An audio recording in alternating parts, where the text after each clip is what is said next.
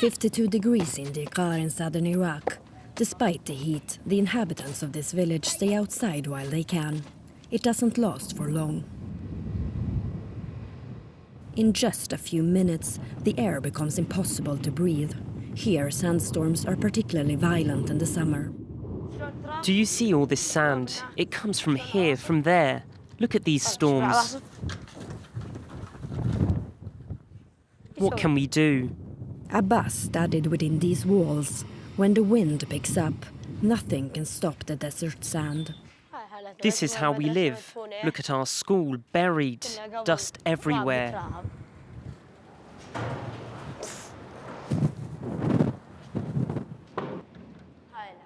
These are the sandstorms.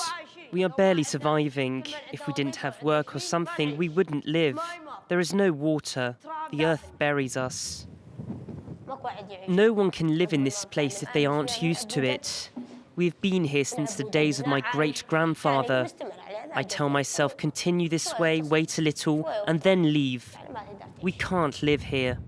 He wants to leave the village like many others before him. Hussein and his family have been living here for generations and have witnessed the village lose its inhabitants. This house was inhabited, but because of the sand dunes, they left. We are tired of the dust. We have allergies and a lot of illnesses. The state hasn't assisted us. We're asking the state to solidify the sand dunes, to bring us water.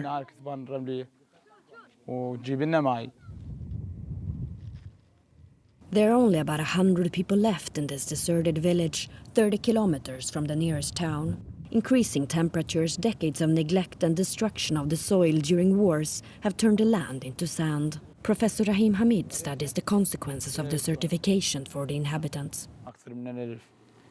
How many families used to live there? Before? In the 70s and 80s. 1,000, more than 1,000. In 60 years, the number of sandstorms has tripled in Iraq, and in some regions in the south, it even increased tenfold. The recurrence and intensity of dust storms have increased, and its impact is larger than before. Its impact on the population, agriculture, animals, and transport routes is heavy. There are no obstacles that can stop the wind, such as plants.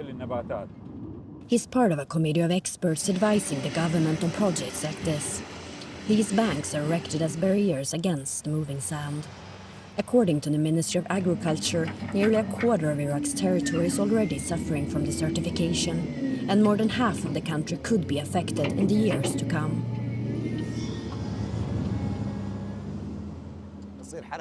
This is a very intense movement, especially in the summer season when the wind blows.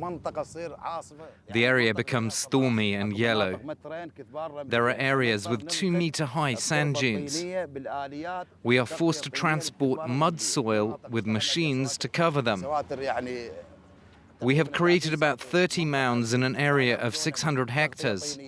With the mud coverage, the area changed. It calmed down. After the dunes are covered, we plant thorns of the Levant, which can resist high temperatures. These plants are cultivated in nurseries belonging to the Ministry of Agriculture. This plant is adapted to resist temperatures through its small leaves and the thorns on it. It loses these leaves in extreme heat waves so that the plant maintains humidity. As you know, Iraq has been suffering from water scarcity for years.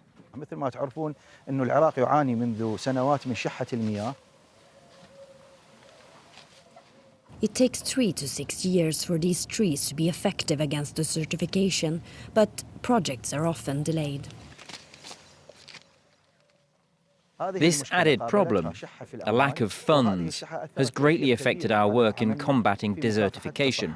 We hope that the responsible authorities will increase financial support.